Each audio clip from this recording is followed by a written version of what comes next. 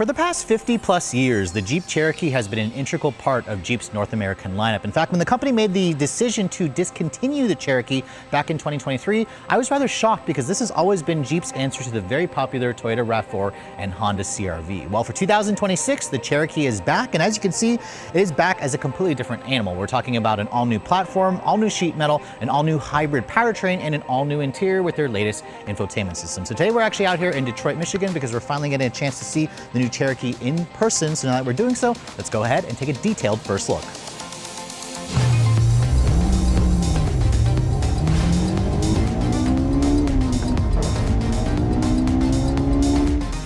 Now, before we start talking about the all-new sheet metal for this 6th generation Jeep Cherokee, I thought I'd pop the hood and show you guys what's powering this thing, because the big story with this new model is this is introducing Jeep's first ever full hybrid. As opposed to the 4xEs, which have always been plug-in hybrids, this is just a standard full series hybrid. It combines a 1.6 liter turbocharged 4-cylinder engine with a pair of electric motors. Jeep basically says the preliminary output figures here are 210 horsepower and 230 foot-pounds of torque. That power figure kind of falls right in line between the previous generation, which had either 180 horsepower or 270 horsepower.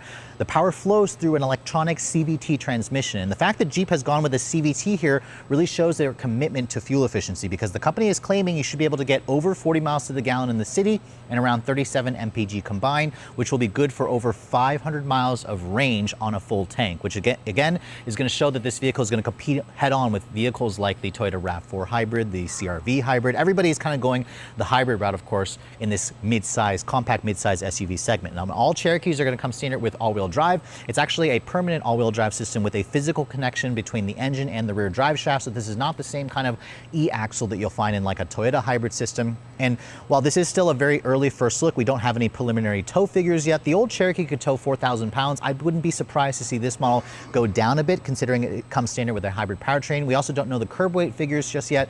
The old Cherokee was around 4,600 pounds. I would expect this model to be right around the same, if not heavier, because it is a larger vehicle, of course, and the battery pack and the electric motor is going to add weight. It's also going to add complexity. But let's go ahead and close up the hood here and talk about the rest of the exterior design, because this is where Jeep, I think, is doing a great job here with the look of the all-new 6th generation. Because if you guys can remember, the generation of Cherokee that made it so famous was the XJ, the 2nd generation model. It was known for its boxy profile that was really rugged, that was also really capable as well. You can see Jeep's trying to go back to that with this new version. You have, of course, the company's trademark 7-slot grille, which flows really nicely with the black accents along with this bright red exterior color.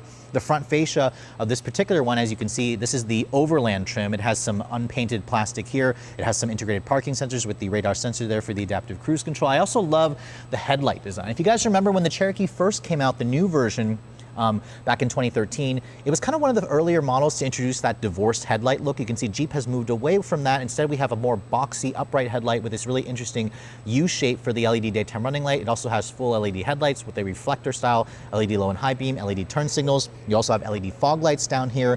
And overall, it definitely has a much more masculine look. It kind of exudes almost like baby Grand Cherokee vibes, which is something that the old Cherokee never really gave. So I think that Jeep has gone in a much nicer direction here with the exterior design. But let me know in the comment section below what you guys think. Remember, this is their mid-size, compact mid-size SUV, so this is going to be a really important model for Jeep. Now, if you want to follow me over to the side profile, let's go ahead and talk about the dimensions, because as you can see, it's a much bigger looking vehicle. This is actually built on their new STLA Large architecture, so this is a new platform that we first saw on the new Dodge Charger, for example. And with, of course, having a new platform, they've been able to stretch the dimensions. So dimensionally, the wheelbase is 6.4 inches longer at around 112 inches long. The overall length is nearly 5 inches longer than the old model. So this should be right around 188 inches long. So this is going to be bigger versus rivals like a CR-V or even a CX-50 or a RAV4, for example. And the fact that it's also a bigger vehicle means that it's also an inch wider and 2 inches taller. So that's going to give us more interior space. Jeep is claiming about 30% more cargo space, which we'll talk about later on at the rear of the vehicle. Now, looking at the wheels, you can see this Overland model that we're showing you actually has a bigger wheel and tire package. It's a 20-inch wheel on a 235 by 50 R20-inch tire. It's a Pirelli Scorpio all-season tire. So this is definitely more of a road-going look. Jeep says also you have around 8 inches of ground clearance with this model here. Currently at launch, they're not actually showing a Trailhawk model, although I wouldn't be surprised to see that at some point. You could basically take a pick between the base, the Laredo, the Limited, and of course this Overland trim. I also like how the wheel arch trim here is unpainted, and it's also a tasteful amount. It's not too much to show that it has a lot of plastic cladding, but at the same time, it kind of gives it that rugged appearance to it. And you also get an all-independent suspension. Remember, this is still technically a unibody chassis. So for those of you who were hoping this had live axles and a body on frame like your old XJ, sadly, of course, this is still a modern vehicle. You can see the side mirrors on the Overland are black painted. They should be power folding with integrated turn signals. You also get cameras available on this model as well at some point. For the lower trims, you can see the upper portion here. You can see there's these roof rails, which are a low profile design, and you can also get a panoramic sunroof, which the old Cherokee also offered, but it was kind of rare to find, so it's good to see that Jeep's kind of expanding the availability there. The door handles, as you can see, also have this new aerodynamic look where you basically have to stick your hand in here. There's a pressure pad, that's what opens up the door for you. And I also really like a lot of the boxy upright appearance to it. It gives the vehicle, again, a lot more interior space versus the previous generation. Now, following me over to the rear, you can see the design is also very distinctive. This particular model here, being that it is the Overland trim, has the upgraded LED taillights at the back. It almost kind of creates this interesting like cube look to it. With the design, although Jeep likes to say that it's kind of like an inverse U as well, especially when the brake lights come on. It's an all LED design. You can see it's got the usual badging here with the, kind of like a gray finish to it. There's also a 4x4 badge. Surprisingly, not a Cherokee badge back here. That's going to be located on the side of the vehicle. And you can see the rear bumper is completely unpainted. One thing I'm noticing this vehicle is missing, however, is any tow hooks. There's no recovery tow hooks, and that's because Jeep's probably going to be saving that for a Trailhawk model. They haven't shown us the Trailhawk right now as of this filming, but I imagine that's going to have unique front and rear bumpers. The exhaust tip, as you can see, is tucked away underneath the driver's side there of the rear of the vehicle. No visible exposed exhaust tip, but it's still nice that there's still one that you can see there. Now, looking at the cargo area, this is where, again, Jeep made some big improvements, and I don't have the final cargo figures just yet, but check this out, guys, because the old Cherokee roughly topped out at around 55 cubic feet of space. They say this is 30% larger, so if you do the math, I'd say this is probably closer to 70 cubic feet of space, which is huge. You can see the floor, the cargo floor is much deeper, and that's, again, going to be benefited from its larger overall length. You can see underneath the floor here, there's also a massive, and I mean massive, underfloor storage area. So if you want to store items in here, like groceries, keep them from rolling around, this is going to be a great place for them. It looks like this is actually where a spare tire could go, a temporary spare, but this is an early prototype. It's missing the spare. And then if you want to fold down the seats, it looks like there is no release back here, but it should create a flat floor, which I'll do right there. You can see it creates almost a completely flat floor. And I would estimate, again, maybe around 30 cubic feet of space with the seats up, expanding to around 70 if I had to do the math here, but we'll have those final cargo figures when this vehicle gets closer to the on-sale date. Now, moving on to the interior of the all-new 6th generation Cherokee. This is where, again, Jeep really could have started from a completely blank slate here, and they took a lot of the technology and design features that we first saw in the Wagoneer S, their all-electric model. This particular one that I'm showing you, remember, is the Overland trim, so technically this is the most luxurious version of the Cherokee. There's also a Limited that's one step below, but as you can see, the red exterior color is complemented by this black interior, which has some contrast brown stitching. The seats themselves, they are a 12-way power adjustment for the driver's side, and you also have a 2-person memory, and Jeep also says you can get heated and ventilated seats. This trim also has the heat and ventilation function. I imagine it's an option on the lower trims, not available, of course, if you guys go for the baser models. Now, with around 8 inches of ground clearance, this vehicle has that typical low SUV step-in height. As I get in and shut the door, the door has a pretty solid sounding thunk. Remember, this is built off of their new STLA Large architecture, which is brand new from the ground up. You can see here's the key fob for the vehicle. This is Jeep's brand new intelligent access key. It's a really nice feeling key, a good size. It has a nice high quality feel to it. You can see the buttons here are the typical buttons for unlock, lock, remote start, power liftgate, and then a panic function. And then when you want to start the vehicle up, the start stop button is located here. It's got kind of like that octagonal shape, and there's also a new chime.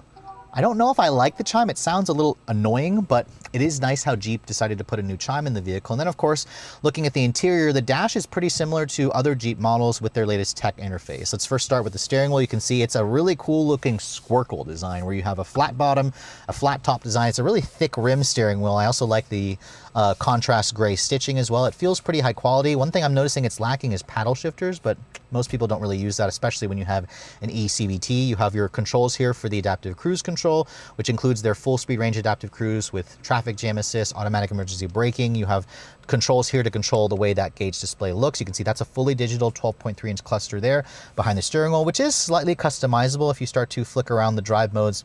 It'll start to show you a different graphic there to show you what drive mode you're actually in. The graphics also look pretty nice. The door panels, let's go back over here. You can see it has a soft touch injection molded plastic area.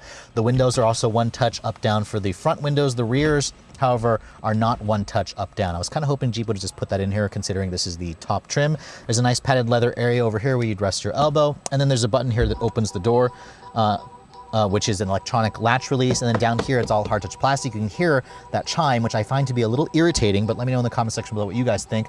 And then this model also has the Alpine Pro audio system, which takes the speaker count from 9 speakers all the way up to 18. So if you're an audiophile, you're going to really appreciate the sound system. Looking at the rest of the dash, I actually like how low the dash appears. You have the same leather and contrast stitching on the upper portion here. There's kind of like a textured leather, which kind of almost looks like carbon fiber with some contrast copper stitching over here, which looks nice. This again kind of goes with their split wing theme that you've seen in other Jeeps. It's kind of got this texture here for this gray plastic area. And then as you can see, this model here has their bigger 12.3-inch Uconnect touchscreen. Now, as you can see, actually, I mentioned earlier at 12.3, this is technically the larger 16-inch display. The 12.3 is going to be standard. You can upgrade again to the 16-inch if you guys want. This includes their Uconnect 5 software, of course, which includes wireless Apple CarPlay and Android Auto. You can see I've got Martin's smartphone connected to the system right now, and it's pretty quick and snappy and responsive. It includes over-the-air updates. Going back to the native system here, it also has built-in GPS, obviously. And you can kind of adjust and customize things to your liking. There's also heated and cooled seats, which the seat control is actually located here. It looks like this model is actually missing the cooled seats because it's missing the button for it, but I imagine that's part of an option package which will roll that in, but this is an early pre-production. It probably just doesn't have it. You'll have dual zone climate control as well over here, and then a pretty big center console storage area, which is illuminated. As you can see, you have 2 USB-C charging ports. This area here you can see has more of that textured rib material plastic from the dash onto the center console here. There's a little bit of piano black plastic, and then your drive mode selector, or I'm sorry, your transmission selector is here. This controls the ECVT. It's a rotary dial. It actually feels pretty high quality along with the drive mode selector as well. It's kind of trimmed in metal, which is nice. Big cup holders. And then over here, you're going to find your wireless phone charging pad, which I actually think the wireless phone charging pad should have been over here. It would have been nice if there were 2 wireless charging pads, but again, that's just a personal preference of mine. The center console, you can see, is nice and padded. Open that up, you can see it's actually a pretty deep console storage area with an actual 12 volt in there. You can see the wireless charging pad is also vented, so it'll keep your phone cool as you have it wirelessly charging up. Now above me, you can see the sunroof is a very nice touch. It also opens up to vent air, lets in a ton of light, which is good because we're showing you guys that it has a really dark black interior. And then the leather for these seats feel really comfortable and supportive. So I'd have to wait until I drive one at some point, but I think that Jeep did a great job with the padding, and they also feel like you basically take this vehicle on a longer trip and they'd be pretty comfortable, at least for me. Now looking at the glove box, you can see it's a bin style. It's actually huge. It's stamped but not lined with felt. It's also illuminated, which is a nice touch. And then the rearview mirror, you can see it's an auto dimming style. It's frameless, but it doesn't have a digital camera rearview mirror. I'm not sure if that's part of an option package that this one's missing, but again, it has most of the tech that you could want. I like how the fact that Jeep kind of kept it simple with the infotainment system here. And one thing I also noticed it's missing is it doesn't have the big passenger display that you find in like the Wagoneer, which I always found this to be a little bit of a gimmick, but most people I think are going to be happy with the center display here measuring 12.3 inches along with the digital cluster that you get there behind the steering wheel. But let's go ahead and hop into the backseat area and show you guys what that space is like. Now, as you can see, the Cherokee, the old model, was a little bit down on legroom compared to the previous generation, but with this new version, with its huge stretch in the wheelbase, they were able to increase the rear seat legroom by a couple inches. Jeep also says it has the best amount of hip room in the class, and these seats, as you can see, they offer a slight recline function, or you can obviously fold them down to create a flat load floor. So it has that versatility that you're expecting in this particular segment. Now, I don't have the final legroom figures just yet, but as you can see, when you get back here and shut the door, has that same solid sounding thunk. The window controls back here again are not one touch, but they're at least illuminated. The material quality back here is hard touch plastic, so it's technically not as nice. It's been downgraded from the front seat area, but the floor back here is not completely flat. You do have a little bit of features here like USB-C charging ports. You have a 12-volt power outlet, rear seat air vents, but no heated rear seats back here, at least not that I can see. And then you can see as well there's an armrest that was open earlier, folds down and gives you 2 cup holders. Headroom space, however, is pretty good. At 5'7", I have a solid maybe 2-3 inches of additional clearance. I also want to point out, earlier I said the vehicle had a 16-inch display. I lied. It actually tops out at a 12.3-inch display, but still that's large enough for most people in the class, and it's also going to be one of the bigger screens you're going to find in the compact to midsize SUV segment. Now, when Jeep first discontinued the Cherokee nameplate back in 2023, I was actually shocked because this vehicle competes in the red-hot compact crossover SUV segment. And at one point, Jeep used to sell around 250,000 Cherokees every year, although that number basically tapered off, falling all the way down to like 20,000 units in its last year of production. So clearly, there was something wrong with the old Cherokee, but after seeing the brand new 6th generation, it's clearly obvious that Jeep has addressed the issues that plagued the previous model. The old model had a 9-speed automatic built by ZF, which was just a garbage transmission. That has, of course, been replaced with a new eCVT, a 1.6-liter turbo hybrid powertrain with some of the best fuel economy you're going to find, and an actual all-wheel drive system with a physical connection, which should preserve that off-road capability, of course, the Jeeps are known for. It'll only get better at some point when Jeep finally reveals the Trailhawk model. The exterior design, I also think, is a big improvement. It's a lot boxier. It's a lot more masculine. It looks more like a baby Grand Cherokee, and it really shows off that Jeep is getting serious about this segment because it's a big segment. The fact that they're making this vehicle only as a hybrid, it's got their first full hybrid powertrain without the complicated and expensive plug-in hybrid aspect. The interior also is pretty well done. It has a lot of space on the inside. It's got great technology, big back seat, big cargo area. I think it's going to be a big hit for Jeep, especially when you hear about the price, because if you're looking to get your hands on the new Cherokee, it goes on sale at the end of this year, and Jeep says the base trim is going to start at $34,995. That's including the destination charge of around $2,000. Now, add $3,000 if you guys want to go to the Laredo trim. The limited trim is going to start at around $42,995, and then of course if you want this overland trim, it's going to top out at around $45,995, which is actually a pretty good deal. Now granted, I don't know what the options are going to cost. This one here is missing features like the ventilated seats, but I wouldn't be surprised to see a Cherokee come in at around $50,000 for a fully loaded version. But overall, I think they've priced it right. They've also got the styling right, they've got the powertrain right, so I'll be looking forward to driving this vehicle sometime toward the end of this year. With all that said, hope you guys have enjoyed my full overview on the brand new 2026 Jeep Cherokee. If you're also looking to see the latest cars I'm testing, be sure to follow me on Instagram at redline_reviews, like us on Facebook, and as always guys, please keep subscribing to the Redline Reviews YouTube channel for all the latest reviews. Thank you so much for watching. I'll catch you all in the next video.